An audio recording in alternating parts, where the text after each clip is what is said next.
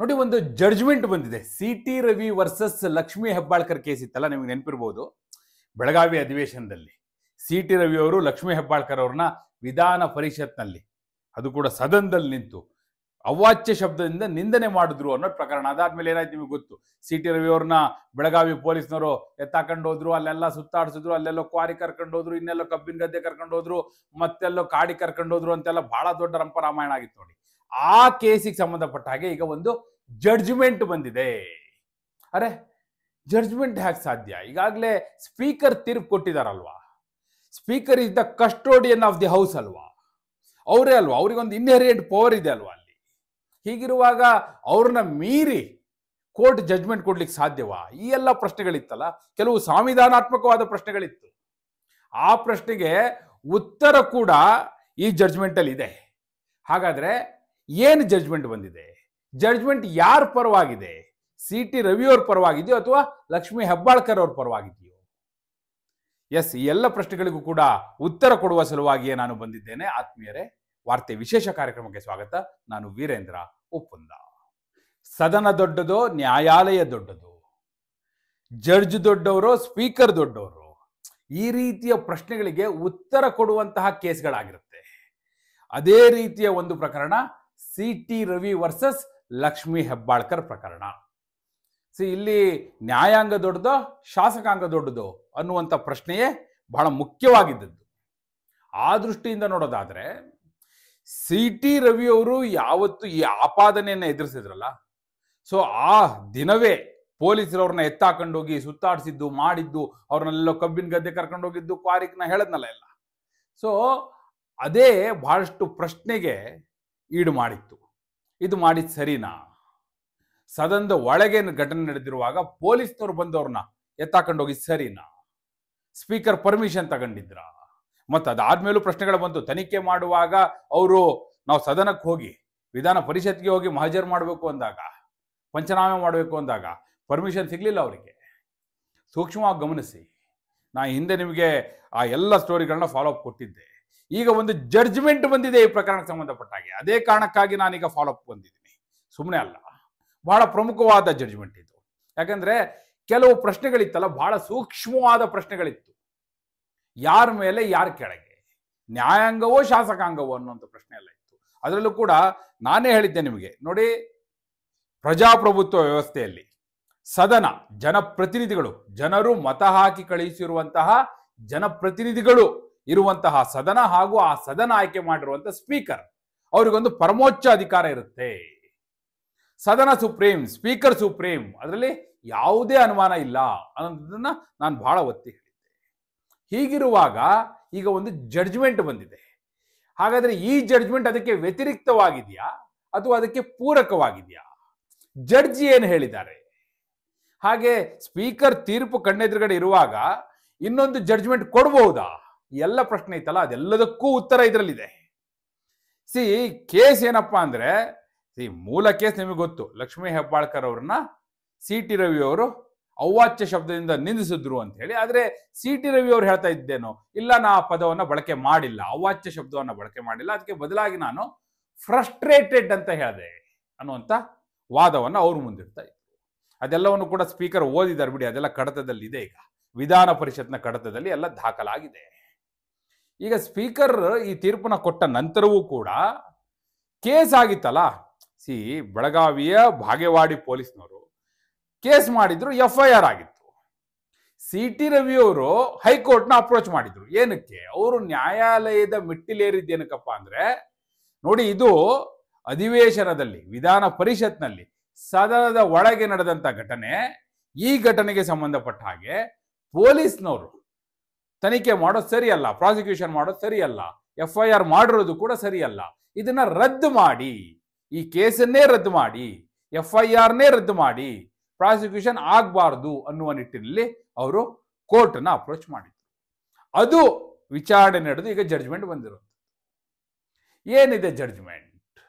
ನೋಡಿ, C T Ravi ಅವರು ಈ ಕೇಸೇ ಬೇಡ ಅಂತ ಹೋಗಿದ್ರು. ಆದರೆ ನೋಡಿ, ನಿಮ್ಗೆ ಗೊತ್ತು ಚೆನ್ನಾಗಿ, ಗೌರವಾನ್ವಿತ ನ್ಯಾಯಮೂರ್ತಿಗಳಾದ ಎಂ ನಾಗಪ್ರಸನ್ನ ಅವರ ಪೀಠ ಈ ತೀರ್ಪನ್ನು ಕೊಟ್ಟಿರುವಂಥದ್ದು. ನಾಗಪ್ರಸನ್ನ ಅವರು ಯಾವ ರೀತಿಯ ತೀರ್ಪುಗಳನ್ನ ಕೊಡ್ತಾರೆ ಮತ್ತೆ ಎಷ್ಟರ ಮಟ್ಟಿಗೆ ಸೂಕ್ಷ್ಮವಾಗಿ ಗಮನಿಸ್ತಾರೆ ಎಲ್ಲ ನಿಮಗೆ ಚೆನ್ನಾಗಿ ಗೊತ್ತು. ಮತ್ತು ಅದರಲ್ಲೂ ಕೂಡ ನೋಡಿ, ಯಾವ ಅರ್ಜಿನೂ ಸುಮ್ಮನೆ ಇಟ್ಕೊಂಡು ಕಾಯಿಸೋದು ತಳ್ಳೋದು ಮಾಡೋದು ಅವ್ರು ಮಾಡೋದೇ ಇಲ್ಲ. ಅವ್ರು ಅದಕ್ಕೆ ಹೆಸರುವಾಸಿ ಆಗಿದ್ದಾರೆ. ಏನಾದರೂ ಒಂದು ತೀರ್ಪು ಅನ್ನೋದಿರುತ್ತೆ ಅವ್ರ ಮುಂದೆ ಹೋದರೆ. ಆ ದೃಷ್ಟಿಯಿಂದ ಇದೂ ಕೂಡ ನೋಡಿ ಎಷ್ಟು ಬೇಗ ತೆಗೆದುಕೊಂಡ್ರು ತೀರ್ಮಾನ. ಬೇರೆ ಯಾರೇ ಆಗಿದ್ರು ಕೂಡ ಅಯ್ಯೋ ಎಲ್ಲಿ ಸಂವಿಧಾನಾತ್ಮಕ ಬಿಕ್ಕಟ್ಟು ಸೃಷ್ಟಿ ಆಗುತ್ತೆ ಏನೋ, ಯಾಕೆ ಬೇಕು ಮೈ ಮೇಲೆ ಯಾಕೆ ಹಾಕೋಬೇಕು ಅಂತ ಯೋಚನೆ ಮಾಡಬಹುದಾಗಿತ್ತು. ಆದರೆ ಜಸ್ಟಿಸ್ ಎಂ ನಾಗಪ್ರಸನ್ನ ಅವರು ಸ್ಪಷ್ಟವಾದ ಕ್ರಿಸ್ಟಲ್ ಕ್ಲಿಯರ್ ಅನ್ನುವಂತಹ ತೀರ್ಪು ಕೊಟ್ಟಿದ್ದಾರೆ. ಯಾವುದೇ ಗೊಂದಲ ಇಲ್ಲ ಇದರಲ್ಲಿ. ಮತ್ತೆ ಎಷ್ಟು ಕ್ಲಿಯರ್ ಆಗಿ ಹೇಳಿದ್ದಾರೆ ಅಂದ್ರೆ, ನನ್ನ ಜಡ್ಜ್ಮೆಂಟ್ ಯಾವುದಕ್ಕೆ ಸಂಬಂಧಪಟ್ಟ ಹಾಗೆ, ಯಾವ ಉದ್ದೇಶವನ್ನ ಹೊಂದಿದೆ, ಏನು ಎಲ್ಲ ಸ್ಪಷ್ಟವಾಗಿ ಹೇಳಿದ್ದಾರೆ. CT ರವಿಯವರ ಮನವಿಯನ್ನ ಅವರು ಆಲಿಸಿದ್ದಾರೆ, ಪ್ರತಿವಾದವನ್ನು ಕೂಡ ಆಲಿಸಿದ್ದಾರೆ. ನೋಡಿ, ಹಿಂದೆನೆ ನೀವು ಬಂದು ನಿಮ್ಮ ವಾದ ಮಂಡಿಸಿ ಅಂತೇಳಿ ಲಕ್ಷ್ಮೀ ಹೆಬ್ಬಾಳ್ಕರ್ ಅವರಿಗೆ ನೋಟಿಸ್ ಅನ್ನ ಜಾರಿ ಮಾಡಿದ್ರು. ಅವರ ಪರ ವಕೀಲರು ಬಂದು ತಮ್ಮ ವಾದವನ್ನ ಮಂಡಿಸಿದ್ರು. ಅವರು ಯಾವುದೇ ಕಾರಣಕ್ಕೂ ಈ ಕೇಸು ನೀವು ವಜಾ ಮಾಡಬಾರ್ದು, FIR ರದ್ದಾಗಬಾರ್ದು, ತನಿಖೆ ನಡಿಬೇಕು. ಯಾಕಂದ್ರೆ ಒಬ್ಬಾಕೆ ಹೆಣ್ಣು ಮಗಳ ಘನತೆಗೆ ಧಕ್ಕೆ ತಂದಿರುವಂತಹ ಪ್ರಕರಣ ಇದು, ಅವಾಚ್ಯ ಶಬ್ದದಿಂದ ನಿಂದಿಸಿದ್ದಾರೆ ಅಂತೆಲ್ಲ ಅವರು ವಾದವನ್ನು ಮಂಡಿಸಿದ್ರು. ಎರಡನ್ನೂ ಕೇಳಿಸ್ಕೊಂಡ ನಂತರ ಜಡ್ಜ್ಮೆಂಟ್ ಅಲ್ಲಿ ಏನು ಹೇಳಿದ್ದಾರೆ ನೋಡಿ, ಎಷ್ಟು ಸೂಕ್ಷ್ಮವಾಗಿ ಹೇಳಿದ್ದಾರೆ. ಅವ್ರೇನು ಹೇಳ್ತಾರೆ ನೋಡಿ, ಇವ್ರು ಕೇಳ್ತಾ ಇದ್ದಿದ್ದು, CT ರವಿ ಅವ್ರು ಕೇಳ್ತಾ ಇದ್ದಿದ್ದು, ಸದನದಲ್ಲಿ ನಡೆದಿದ್ದು ನಮಗೆ ವಿಶೇಷವಾದ ರಕ್ಷಣೆ ಇರುತ್ತೆ. ಜನಪ್ರತಿನಿಧಿಗಳಿಗೆ, ಶಾಸಕರಿಗೆ ಅಲ್ಲಿ ವಿಶೇಷವಾದ ರಕ್ಷಣೆ ಇದೆ ಸದನದಲ್ಲಿ. ಹೀಗಿರುವಾಗ ಅಲ್ಲಿ ಪ್ರಕರಣವನ್ನ ಕೋರ್ಟಿಗೆ ತಗೊಂಬಂದು ವಾದ ಪ್ರತಿವಾದ ಮಾಡೋದ್ರಲ್ಲಿ ಅರ್ಥ ಇಲ್ಲ, ಪ್ರಾಸಿಕ್ಯೂಷನ್ ಮಾಡೋದ್ರಲ್ಲಿ ಅರ್ಥ ಇಲ್ಲ. ಸೊ ಹೀಗಾಗಿ ಈ ಕೇಸನ್ನ ರದ್ದು ಮಾಡಿ ಅಂತ ಅವ್ರು ಕೇಳಿದ್ರಲ್ಲ, ಅದಕ್ಕೆ ಏನು ಹೇಳಿದ್ರು ನೋಡಿ, ನೀವು ವಿಶೇಷವಾದ ರಕ್ಷಣೆ ಮತ್ತೊಂದು ಅಂತ ಏನು ಹೇಳ್ತಿದ್ದಾರಲ್ಲ, ಒಂದು ವೇಳೆ ಈಗ ನಿಮ್ಮ ಮೇಲೆ ಇರುವಂತ ಆಪಾದನೆ ಏನು, ಒಬ್ಬಾಕೆ ಹೆಣ್ಣು ಮಗಳನ್ನ, ಶಾಸಕಿಯನ್ನ, ಸಚಿವೆಯನ್ನ ನೀವು ಅವಾಚ್ಯ ಶಬ್ದದಿಂದ ನಿಂದಿಸಿದ್ದೀರಿ ಅನ್ನುವಂಥ ಆಪಾದನೆ.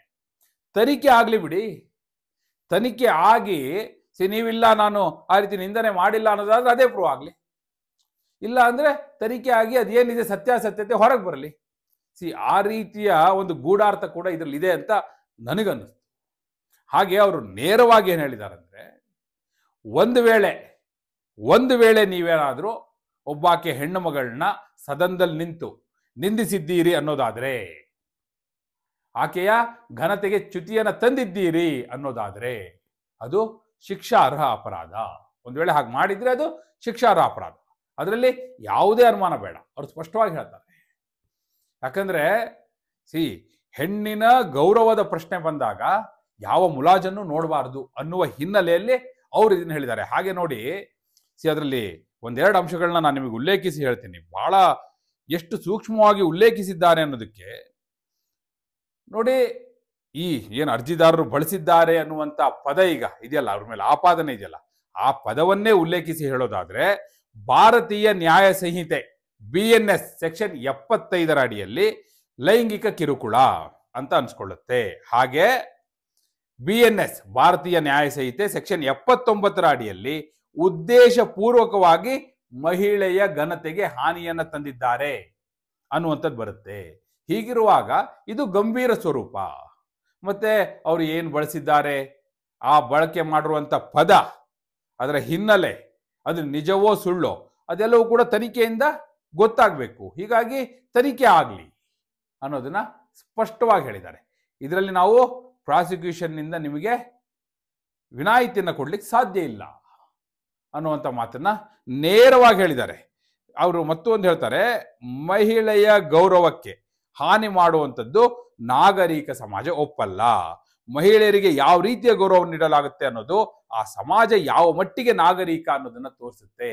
ಇದು ಜಡ್ಜ್ಮೆಂಟ್ನ ಅಬ್ಸರ್ವೇಷನ್, ಇದು ಬಹಳ ಮುಖ್ಯ. ಇದು ನಾಗರಿಕ ಸಮಾಜದಲ್ಲಿ ಜವಾಬ್ದಾರಿ ಸ್ಥಾನದಲ್ಲಿರುವಂತಹ ಶಾಸಕರು ಮಹಿಳೆಯ ಗೌರವಕ್ಕೆ ಧಕ್ಕೆ ಉಂಟು ಮಾಡೋದನ್ನ ಕಲ್ಪಿಸಿಕೊಳ್ಳಿಕ್ಕೂ ಸಾಧ್ಯ ಇಲ್ಲ.